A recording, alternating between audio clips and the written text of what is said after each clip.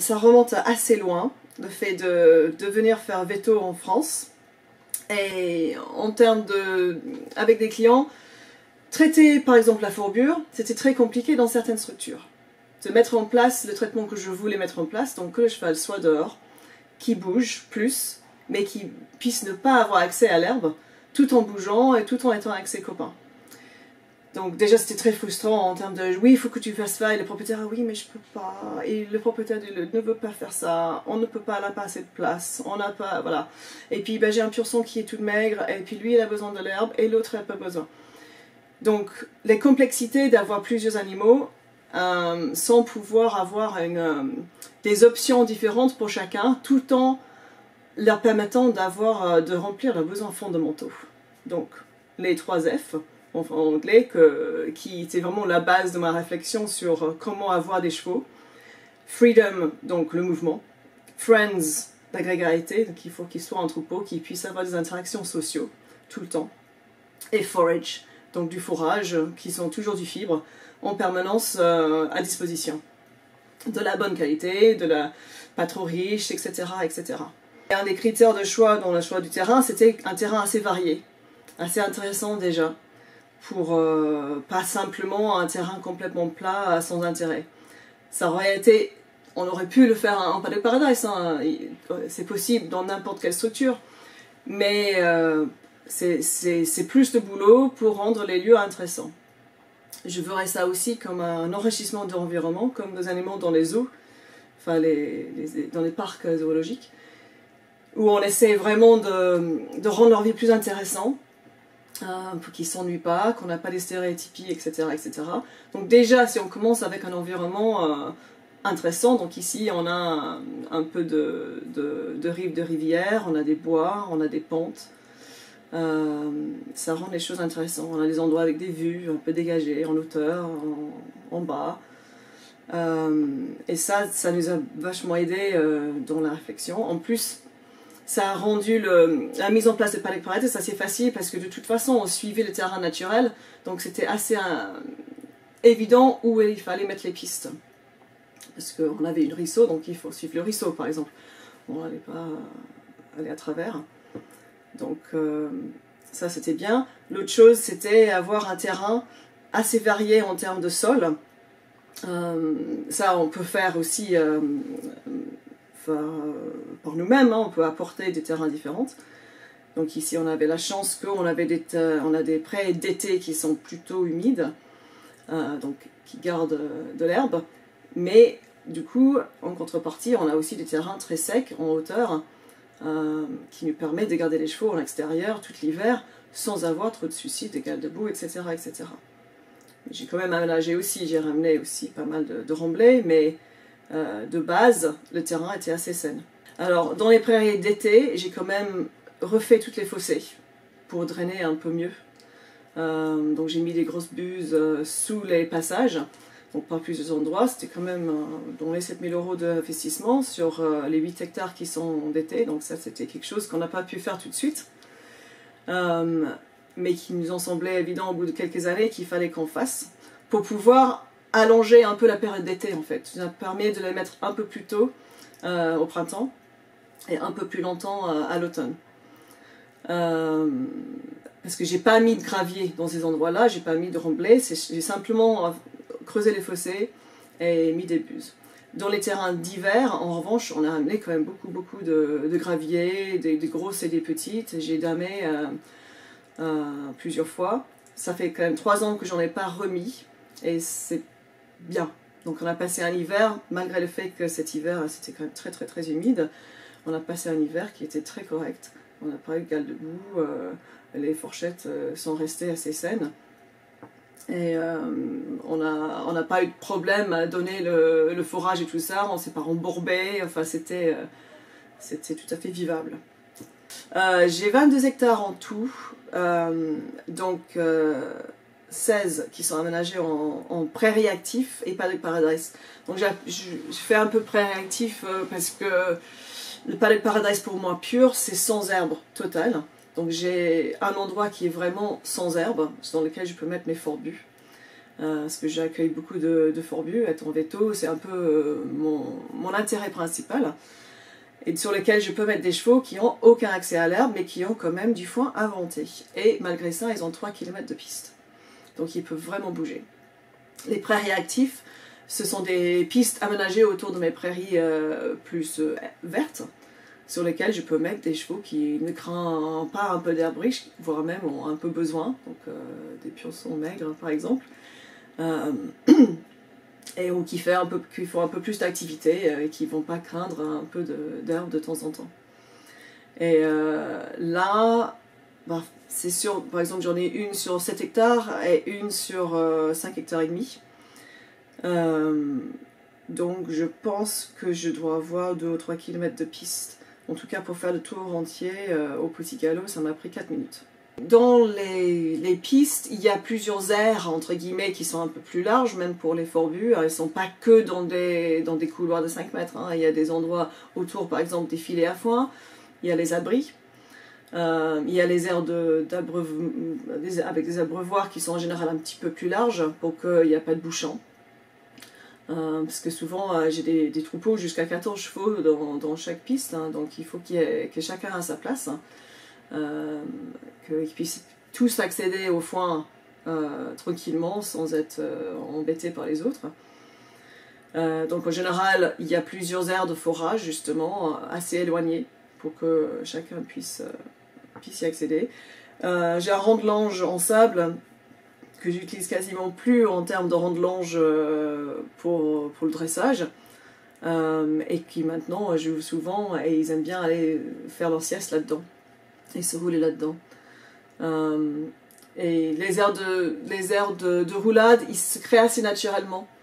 En fait, il y a des endroits, ils aiment bien faire ça sur de la terre nue, en fait. Et ça se crée, il y a toujours un endroit qui, au fur et à mesure de la saison, se crée et qu'il s'approprie comme terrain de roulade. Il y a il y a un traversé de ruisseau dans une des pistes qui est assez sympa, donc je trouve qu'ils aiment bien passer. Je ne sais pas s'ils aiment bien, mais ils passent. Ils passent là, parfois ils boivent, mais bon, bizarrement, ils choisissent plus de boire dans l'abreuvoir que dans le ruisseau. Je sais pas. Ils vont boire chaque fois qu'ils passent, mais ils ne vont pas y aller au ruisseau pour boire. Je préfère aller aux abreuvoirs. J'ai fait en sorte quand même qu'il y ait toujours de l'abri naturel aussi dans chaque aire, chaque prairie. Donc plein d'arbres. J'ai la chance d'avoir acheté un endroit avec des arbres déjà bien matures, énormes. Ça pose parfois des problèmes avec des glands à l'automne.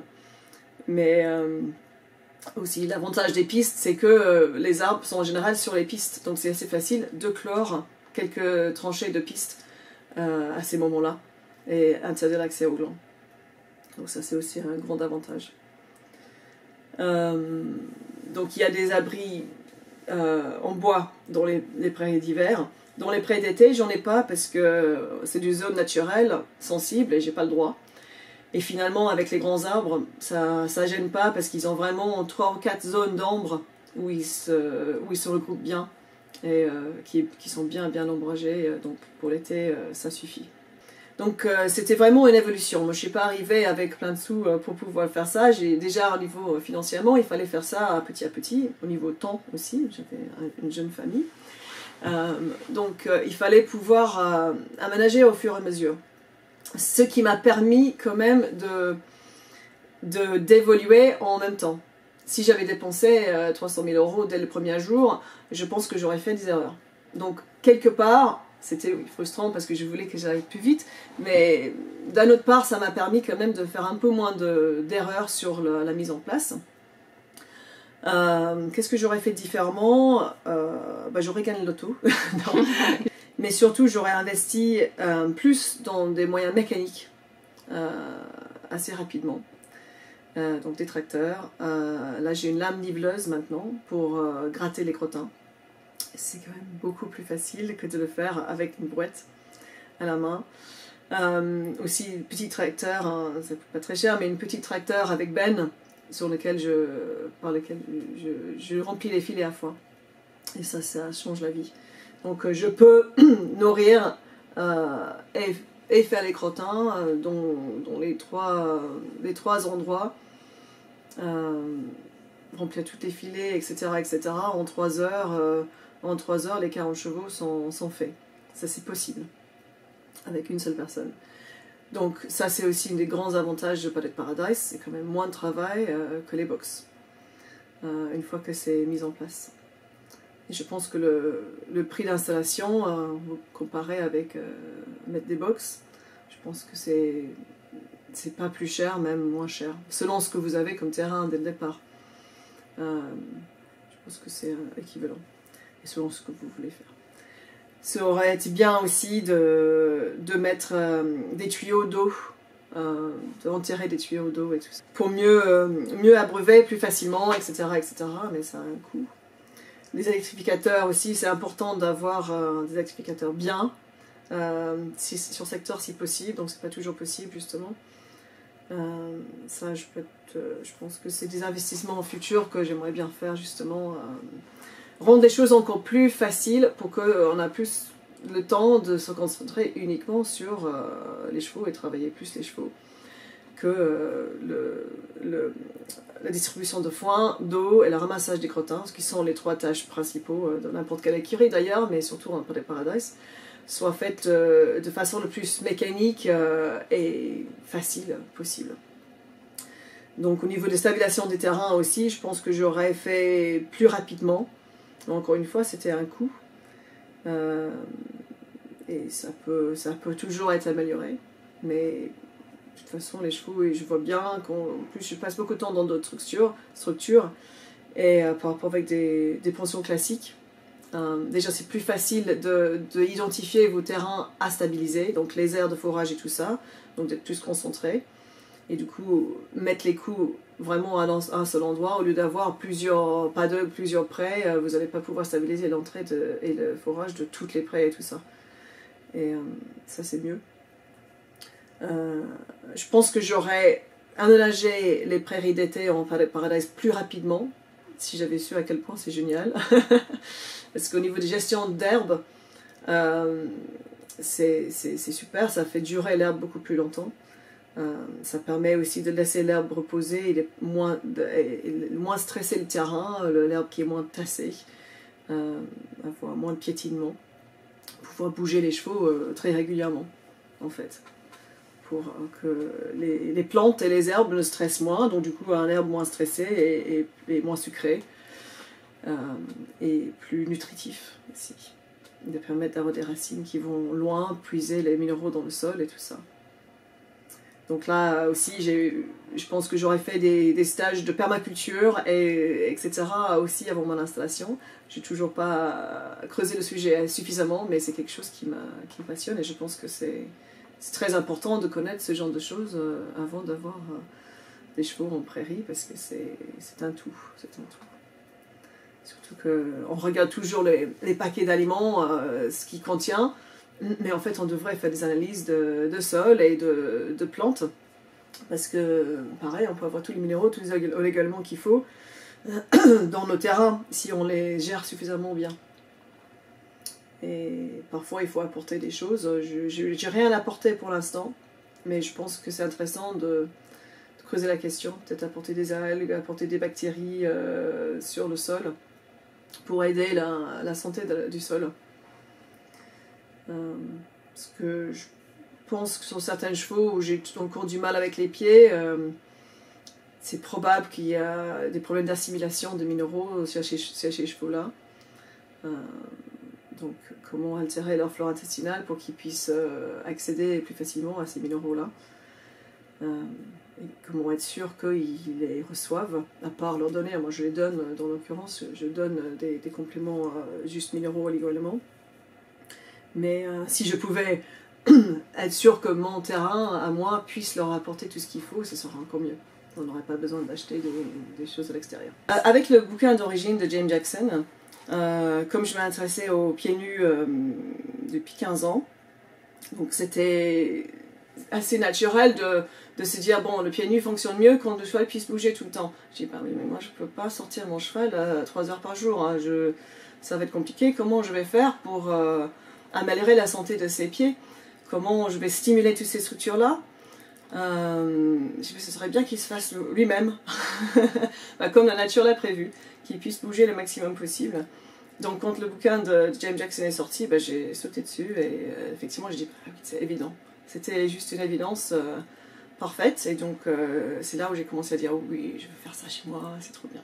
Donc James Jackson qui avait effectivement étudié beaucoup le mouvement des Mustangs, donc des chevaux féraux, enfin sauvages, entre guillemets, aux États-Unis, qui parcourent, donc il avait suivi vraiment leur mouvement, même marqué leurs pistes et tout ça, et ils se rendaient compte qu'ils faisaient vraiment des pistes très spécifiques, faisaient des parcours entre 10 et 30 km par jour, avec les points d'eau, les points d'ombre, les points un peu de fourrage, qui changeaient bien évidemment avec les saisons, mais qui restaient un peu les mêmes pistes, donc ils pouvaient suivre, voilà, il y a des petites pistes de 1 mètre de large, sur lesquelles les chevaux ils revenaient tout le temps et ils faisaient des grandes boucles. Donc il s'est dit, écoute, visiblement ils ont besoin de bouger, ils bougent beaucoup, donc ils sont faits pour bouger beaucoup, donc physiologiquement ils sont évoluent, leur physiologie est faite pour avoir besoin de ce mouvement. Donc l'un ils ont besoin de mouvement pour être en bonne santé, et leur santé vient du mouvement. Donc tout a été fait ensemble. Donc il se dit comment on peut copier ce système-là. Donc après il a vu les conditions actuelles des chevaux en captivité, entre guillemets, et beaucoup sont dans des box ou des petites paddocks individuels, des petits carrés d'herbe parfaites où ils ont l'eau et le foin juste à côté avec l'abri. Et ces chevaux-là, ils ne bougent pas, parce qu'ils n'ont pas besoin. Ils n'ont aucun besoin physiologique de bouger, donc ils conservent leur énergie. Et du coup, le reste de leur physiologie souffre. Donc les pieds ne sont pas suffisamment stimulés, pour la première chose. Leurs muscles, leurs tendons, leurs articulations non plus. Leur souffle, la respiration, les poumons, ils ne sont pas assez utilisés. Donc comment imiter la nature dans des petits espaces. Donc il s'est dit, écoute, on va faire ces systèmes de pistes et on va les obliger, même si on va aller dans un carré d'herbe, comment faire en sorte que pour aller, il faut qu'ils travaillent pour aller chercher l'herbe, aller chercher l'eau, aller chercher l'ombre.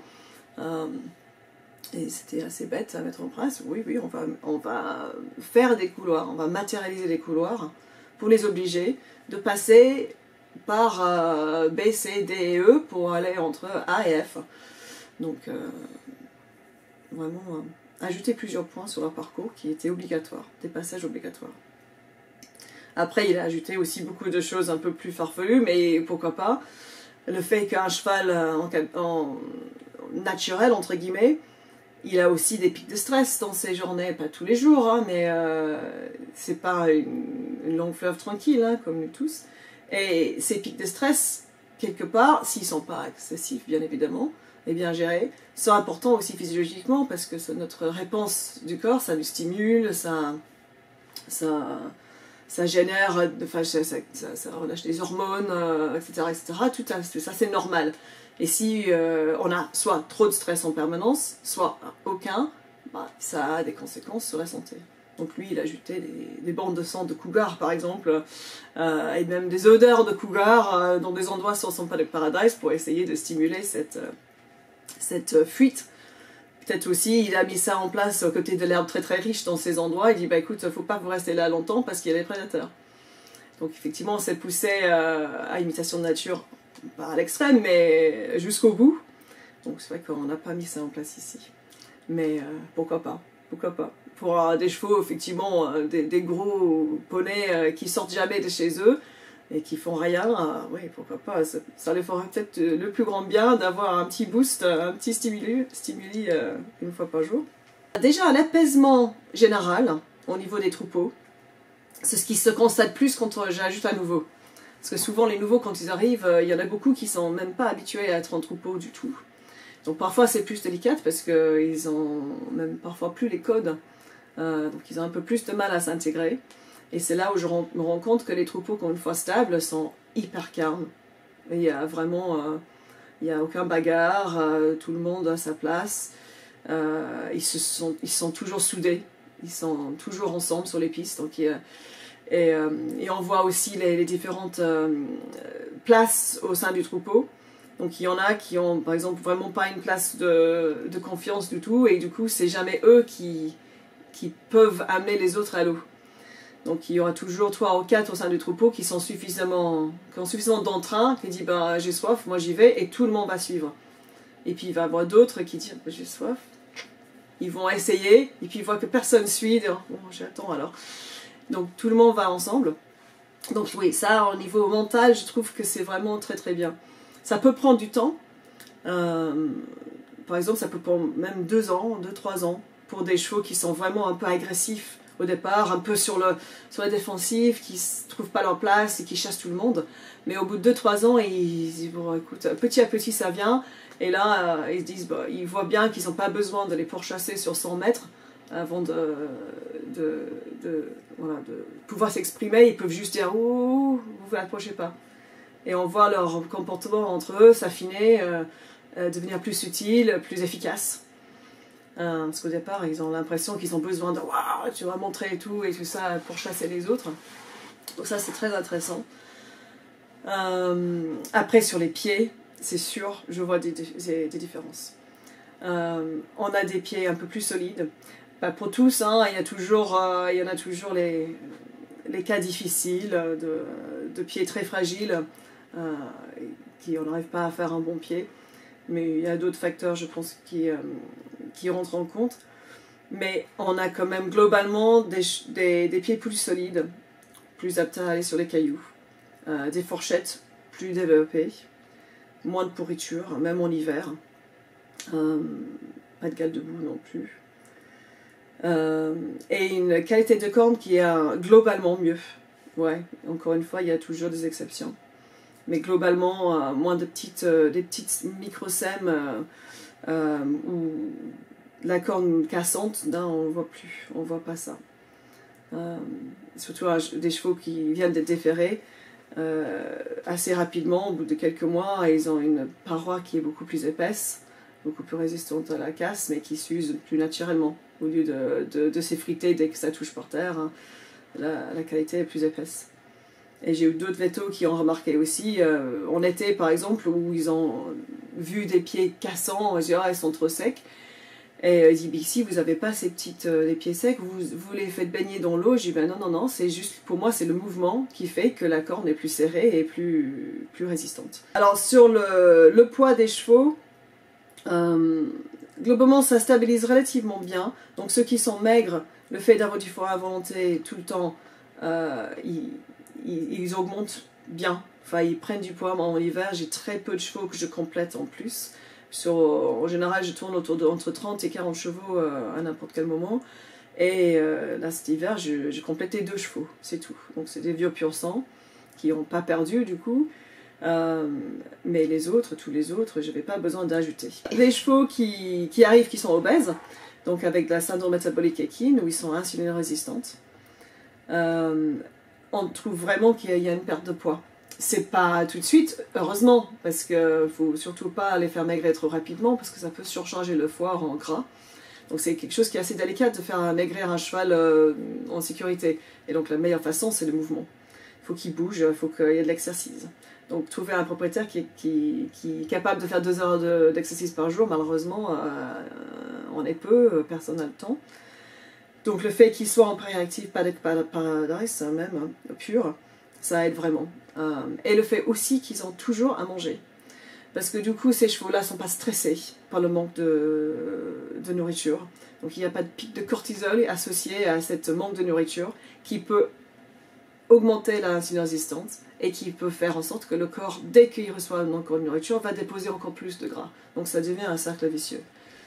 Donc eux, ils sont apaisés physiquement et mentalement par le fait d'avoir toujours quelque chose à manger.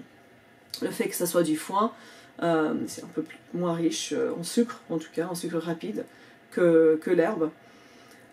L'idéal aussi, quand j'ai des chevaux qui sont très insuline résistants et en fourbure, serait carrément de tromper le foin et le donner lessiver les sucres.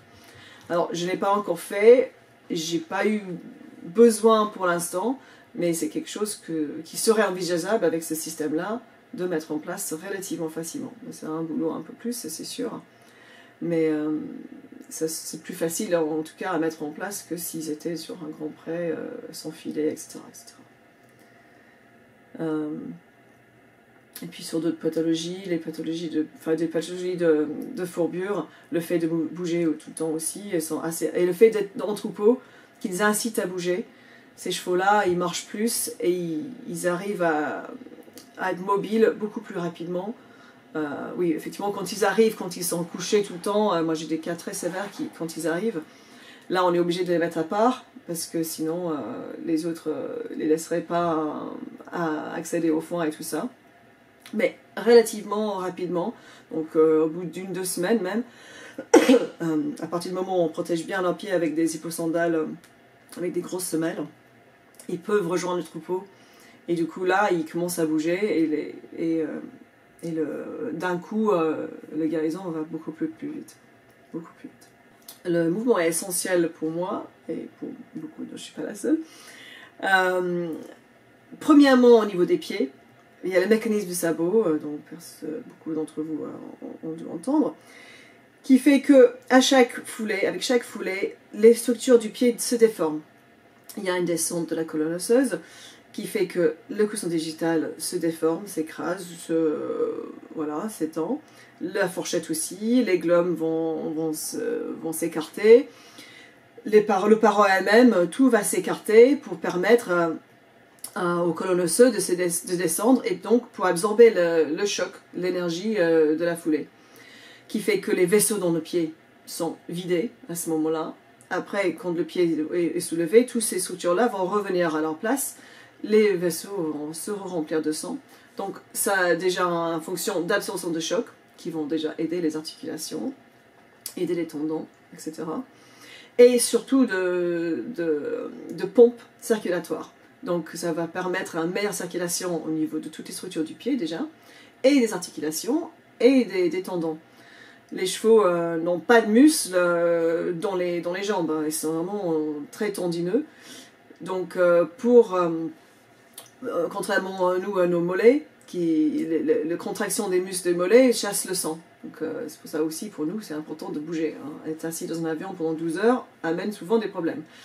Eux, c'est pareil, s'ils restent stagnants dans un box 23 heures souvent par jour, ça peut amener des gros soucis circulatoires qui vont faire en sorte que leurs articulations sont moins bien irriguées, moins bien, donc il y a moins de nutriments qui arrivent, les pieds sont moins développés, et forcément, si toutes ces structures-là sont un peu en sous-régime tout le temps, forcément ils vont être plus susceptibles à être blessés.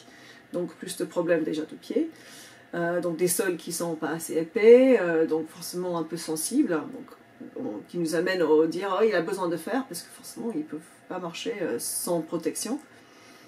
Des tendons et des articulations pareilles qui sont fragilisés et qui vont être blessés plus facilement.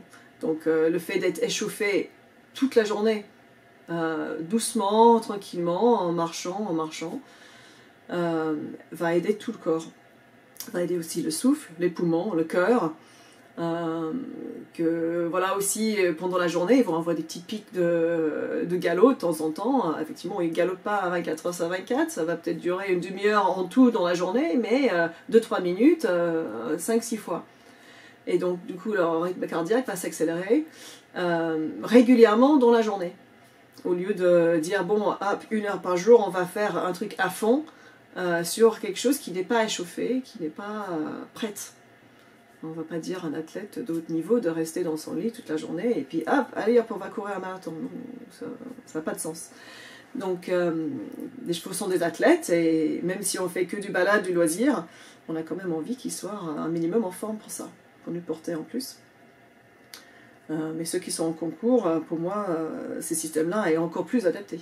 Les chevaux qui sont le sport, etc., il n'y a aucune raison, au contraire, ils seront beaucoup mieux dans un système comme ça que dans un box. Déjà, le fait qu'ils mangent tout le temps, avec la tête en bas, donc les filets, bien qu'ils sont pas par terre, en général, les chevaux quand ils mangent, la tête est basse quand même. Déjà, donc les dents sont bien alignées, les dents sont usées correctement parce qu'ils travaillent tout le temps. Après, les intestins, chez les chevaux, sont faits pour fonctionner tout le temps. Ils fonctionnent avec des gros intestins et le cæcum. Toute la digestion se fait là, très peu dans l'estomac. Donc pour faire ça, il faut qu'il soit toujours rempli. Débordant bien évidemment, mais qu'il y a toujours quelque chose sur lequel les intestins et l'estomac peuvent travailler. Déjà pour réduire l'acidité. Donc il y a toujours quelque chose qui transite par l'estomac, qui ne va pas rester longtemps, mais qui fait en sorte qu'il n'y a pas une acidité permanente dans l'estomac vide. Donc du coup, l'acidité va bouffer simplement les parois de l'estomac. Donc on a moins d'ulcère gastrique. Après, on a beaucoup moins de coliques, parce que le mouvement comme ça aide aussi la digestion, aide avec les mouvements intestinaux, pas le mouvement au grand galop, mais quand ils sont juste en mouvement simple, les intestins marchent mieux, ça a été éprouvé. Il y a plus de circulation, plus de sang qui arrive. Ça aide avec le péristalsis et tout le reste. Donc du coup, moins de stase, donc moins de coliques de bouchon, moins de coliques de stress. Donc le stress lié au état mental, donc on va revenir là-dessus après, mais le fait qu'ils soient en troupeau, qu'ils soient apaisés, qu'ils soient toujours en mouvement, qu'ils puissent voir autour d'eux, qu'ils ne sont pas dans un endroit claustrophobique, entre guillemets, un endroit où ils peuvent scruter l'horizon tout le temps. Ça enlève un stress, donc on a moins de coliques spasmodiques. Enfin, depuis que je suis là, enfin, je touche du bois, mais j'ai eu 3 cas de coliques légèrement spasmodiques en 10 ans avec plus de 300 chevaux qui sont passés entre mes mains ici. Donc, pour moi, il y a vraiment un bénéfice énorme. Plus le fait qu'ils n'ont pas 2 gros repas par jour. Je n'ai pas fait pour avoir un gros repas ou 2 gros repas dans la journée. Il est fait pour manger minimum 16 heures par jour, des petites quantités, de quelque chose qui n'est pas très riche justement, est fait principalement de cellulose. Donc que ça vienne de l'herbe ou du foin, voilà, avec un minimum de sucre rapide. Donc ce sont des sucres lents, le cellulose c'est un sucre lent. Donc pas d'amidon, pas de céréales, en gros, vraiment pas de céréales. Donc la flore intestinale qui est essentielle pour tout, la santé générale du cheval, ils abritent, je ne sais plus exactement combien, mais 5 kg de bactéries dans leur corps, même plus. Ces bactéries-là sont absolument essentielles pour la santé totale, parce que ces bactéries sont déjà pour la digestion, c'est essentiel. Mais quand je dis digestion, c'est aussi la mobilisation et le captage de micro-éléments qui sont essentiels. Donc c'est eux qui vont soit les transformer, soit permettre leur absorption par le corps. Donc ils vont peut-être les transformer, ajouter des trucs pour créer des enzymes, créer des coenzymes, créer des vitamines. Et ce sont des bactéries qui sont en grande partie responsables de tout ça. Et sur lequel le foie ne peut pas faire son boulot, les muscles ne peuvent pas faire leur boulot, enfin c'est vraiment essentiel. Donc le fait d'être dehors sur des sols entre guillemets naturels, donc exposé quand même à la terre, aux plantes, aux flores naturelles de l'environnement. Déjà ils arrivent à ensemencer correctement leur intestin. Et le fait qu'on nourrit ces bactéries avec du cellulose tout le temps font qu'ils puissent survivre. S'ils n'ont pas de quoi, ces bactéries-là vivent aussi du cellulose. S'ils n'ont pas ce forage permanent, ils ne peuvent pas exister. Et on a des dérèglements. Donc si on met trop de sucre, trop de céréales, on a les mauvaises bactéries, entre guillemets, qui vont prendre dessus sur ceux qui devraient être là. Et ceux qui digèrent les céréales sont toujours là, mais en petite quantité. Donc après, quand on donne une alimentation qui n'est pas forcément naturelle pour le cheval, on va forcément déséquilibrer cette population de flore intestinale, qui va avoir des conséquences beaucoup plus graves sur le reste du corps.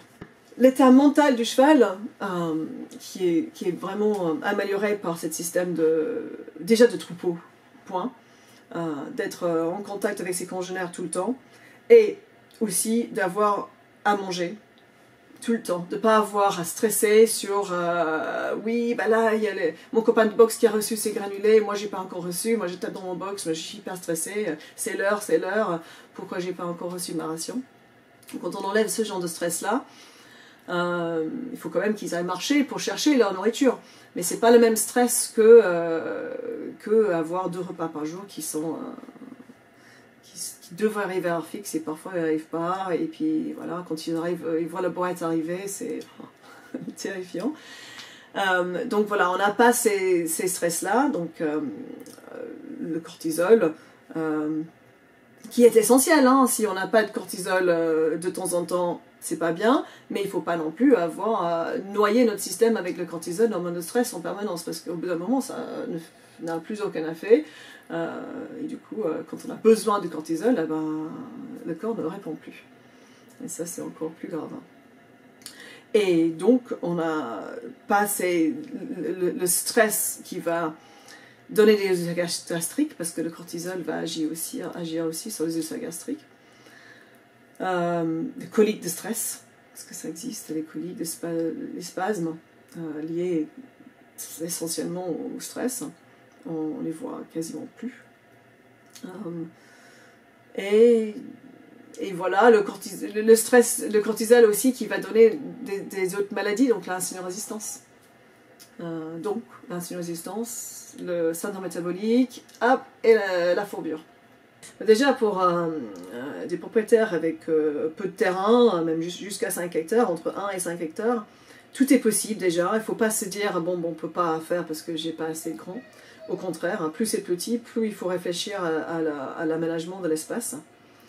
Tout est possible, voilà. Il faut... Premier pas, moi je vais sur Google Earth, j'imprime la carte et je fais du dessin. Et je dis, bah écoute, par où je peux les faire passer, et puis il faut marcher, il faut réfléchir longtemps avant d'implanter. Peut-être faire les piquets intérieurs en plastique au départ, ou quelque chose qui est amovible, vous pouvez déplacer facilement avant d'être sûr comment faire. Pour un professionnel, il faut penser en dehors de la boîte, mais vraiment. Donc par exemple, avec une structure qui est déjà existante, tout est quand même possible. Par exemple, avec un barn avec 20 box, je dis bon, écoute, on casse toutes les parois, peut-être on divise en 2 parties, et on fait 2 troupeaux, et on inclut le barn dans une piste.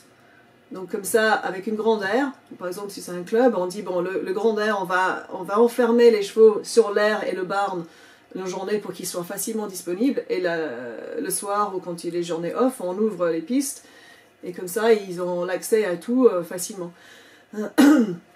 Donc tout est possible, envisageable, et on dit il faut qu'on casse la barre, il faut qu'on casse toutes les boxes. Non, on peut utiliser, on peut les transformer en abri, on peut les inclure dans le parcours. Au contraire, faut profiter de tout ce qu'on a, le moindre dalle de béton, le moindre truc, on peut s'en servir. Mais il faut vraiment penser en dehors de la boîte. J'espère que toutes les structures équestres soient en paddock paradise, mais vraiment, vraiment. Et moi, quand je vais chez les clients, je dis « Ah oui, ça serait trop bien, oh, ils ont ça, ils pourront faire ça. » Et donc maintenant, je ne vois je ne pense que en termes de mouvement du chevaux et les flux des troupeaux et tout ça. Et il y a des opportunités super intéressantes partout, hein, n'importe où.